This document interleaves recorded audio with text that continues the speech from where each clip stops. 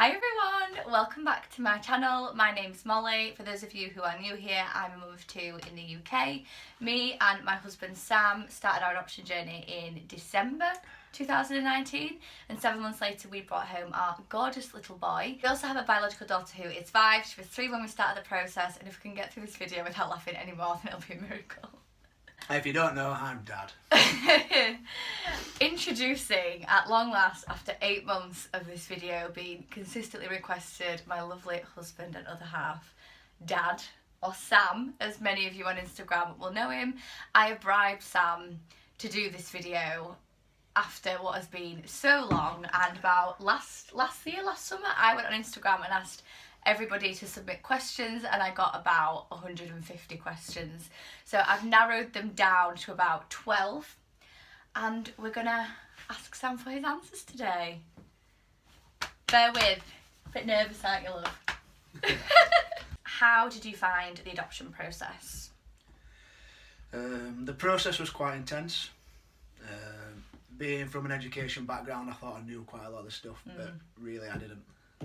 So it was quite good learning wise, but I found it really intense, and the fact I feel like we flew through it quite quick. We definitely did. We flew through it in 5 months, the process. Stage 1 and stage 2. Luckily my wife likes to read where I don't like to read, so that helped. So she talked at me a lot of the times, and I listened to podcasts when I could just before bed, just to try and get a bit more of an understanding. What were the hardest parts of being the secondary caregiver when little man first came home?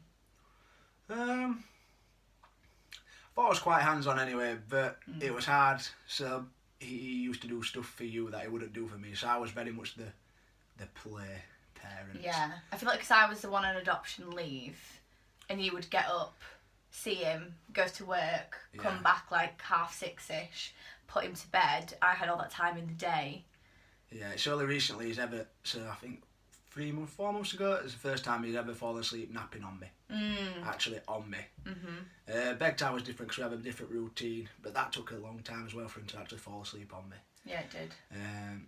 So even though he used to seek me out To play, the comfort side wasn't there. Because I was at home all day and in lockdown actually, so me and little man were just forced inside, and we were doing a lot of early attachment and sling wearing and so many walks that you didn't get to do that naturally. We kind of knew from training that as a secondary caregiver, or the person who's not on adoption leave effectively, that you would expect it to take a little bit longer and have to work harder at it. Yeah. Which is something you've always said, isn't it? Yeah.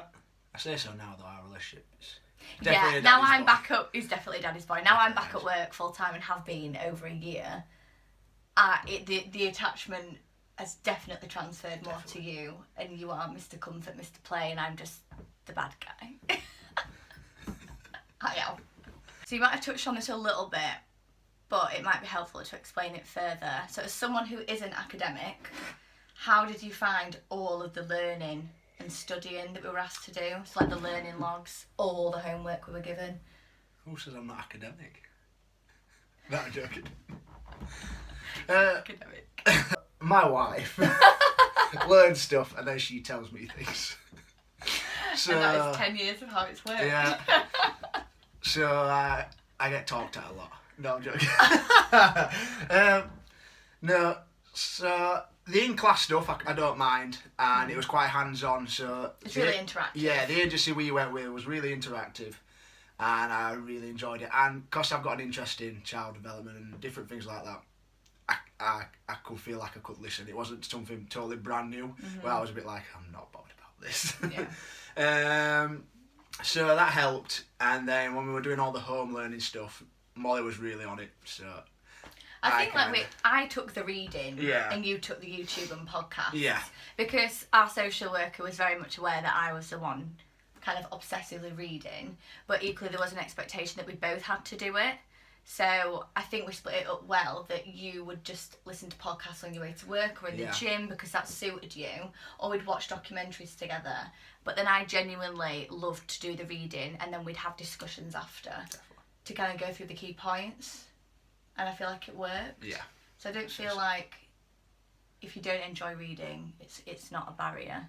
No, there's lots of ways around, and more so the last few years.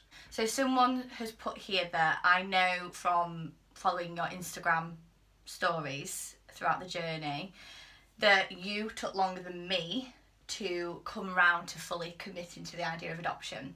So how did you and when did you know that adoption was right for your family? Oof. Good question. I've thrown you there. Adoption was always an idea. Mhm. And something you took great comfort in. Mhm. And as soon as I suggested it, you was like, yes, yes, we shall. Clutched on. I put us onto an open evening. It's hard to say when I felt like I was fully I committed. still think you left the open evening not. Yeah, maybe like 90%. Yeah, I still wasn't fully in, and even I suppose doing the training I wasn't fully in. I think it hit me when I first saw our little boy, but not just his profile, because that still didn't seem real. When we first actually met him, and then brought him home, it doesn't feel like it was happening. Yeah, but once we brought him home, it was like, this is my boy. Yeah, oh, that's nice. So, yeah, I had worries, but it was more kids' worries, kids growing up, I suppose, and when they're adopted, I'm gonna have more worries. I feel like I'm gonna have more worries because they've got more. Our little man's got more to deal with. I would say so. That played on my mind a bit more, but it was definitely the right choice for us. Did you have and I knew that in our mind, that was the right thing for us. Yeah, 100%. Did you have any concerns to do with Big Miss? Because I think we both did at the beginning. Yeah, because it was quite intense. I didn't want her to feel, even though our social worker, we did so much work with her, I didn't want her to feel like, oh, what is happening? Oh, there's a new baby here. It's coming now. Which it is in adoption. It's not like you have 9 months of preparing. It's like, it's happening now. Yeah. Now. So that was one of my worries. When we adopted little man, we didn't know going forward what other needs he might have. Yeah. And that's the case with a lot of adoption. Yeah. There's a lot of the unknown. So I was worried it might take some of the attention away from little miss. But it didn't? No, it didn't. And the best buds now. So. As a dad to a biological child and a child through adoption, what are the differences in your relationships with them both? If any. I wouldn't say. Exactly. I wouldn't say there's any. That's a good answer. There's not. I don't think there is. No.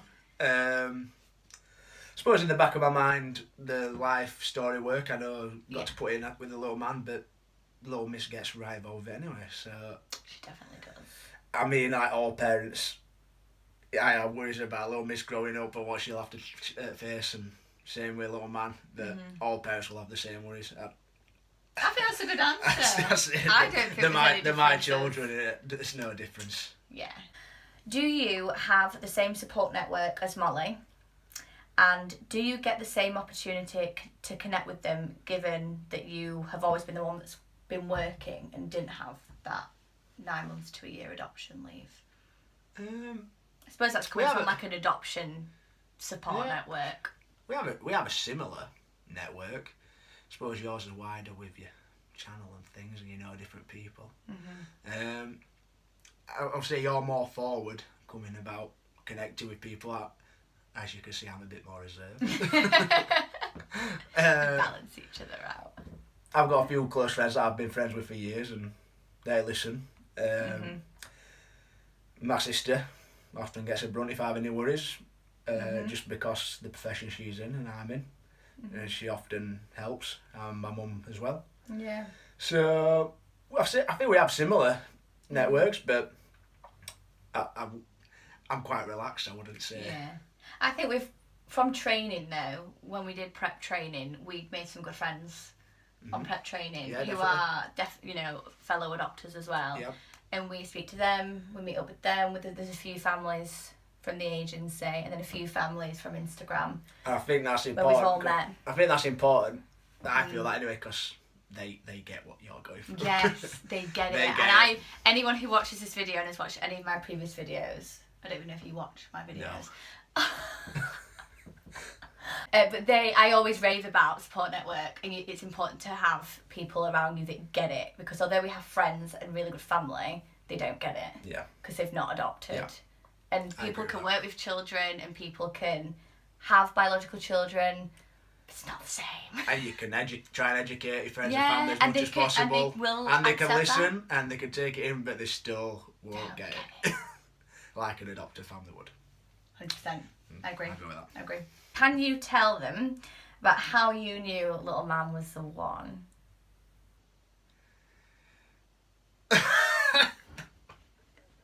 How can I tell him he's the one? How could you tell that he was the one? How could you tell that he was our little boy?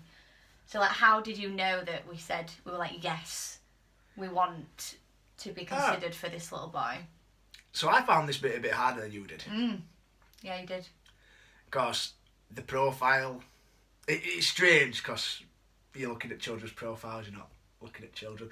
So I found this bit strange, and it all didn't seem real until I actually met our little man. And that still was a little bit strange. But, so, looking at it quite, I don't know how to, logistically, which is something that I don't do anyway, we could meet his needs and his profile. We knew we could work with his life story stuff, and we could help him through life. We knew we was a good match for him, if that makes sense. But I found that's the bit I found the hardest. The looking at some profiles and stuff. Well, it's never nice to look at the profiles. He did. We looked at someone. What's it called? Linkmaker. That our little man didn't come from Linkmaker. He just. It through. just happened more natural. The most natural it could, I feel, through adoption. How little man came to us. Yeah. So yeah, but. I get what you're saying. He's saying that I saw the picture and was like, that's my boy, and you were like, let's be realistic. Like, there's still a long way to go.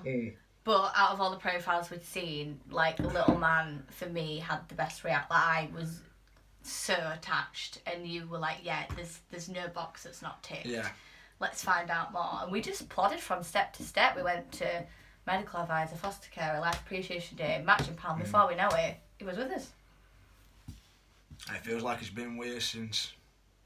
Ever. 100%. Forever. So you've already commented on this briefly, but how did you find intros? Any tips? Intros? Get to know your foster carer. We were lucky. We've heard some horror stories. About introductions. So we were really lucky. Our foster carer is still... I suppose she's like our adopted gran now. I think she's like... Little man's like... Yeah, he loves going to see her. We love going to see her. Yeah. I pop in just to a cup of tea sometimes when I'm around that area. Yeah. So get to know your foster carer. Yeah, get to know your foster carer. Pack some good lunches.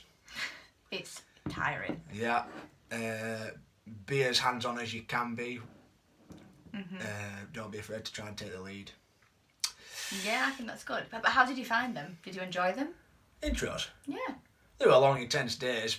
So we did 2 weeks. Yeah, 2 weeks. And by the end, we were putting him to bed, getting up with him. We were doing everything. So I could imagine for some people who have to stay in hotels and stuff, that's even harder.